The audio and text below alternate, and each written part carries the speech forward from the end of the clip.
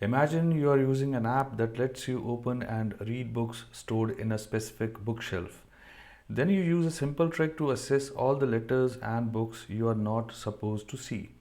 This trick is what we call file traversal vulnerability in computer world. Hello and welcome back to the channel. In this tutorial, we will solve file traversal challenge and safeguards. Let's get started. Go to Portsfigure, login, click on Academy, resume, and here we have this simple case which says this lab contains a path traversal vulnerability. Tap on Assess the lab and you can see number of products like an e-commerce website.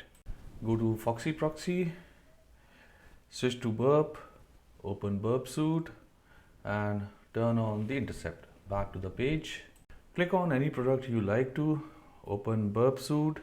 Here you can see product ID, forward, right click and turn off the intercept, and here we can see image file equals to 57.jpg. All we need is to replace 57.jpg with /3 or 4 times.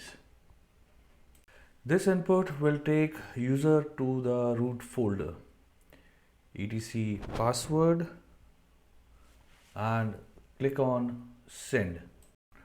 Perfect. Congratulations, you solved the lab.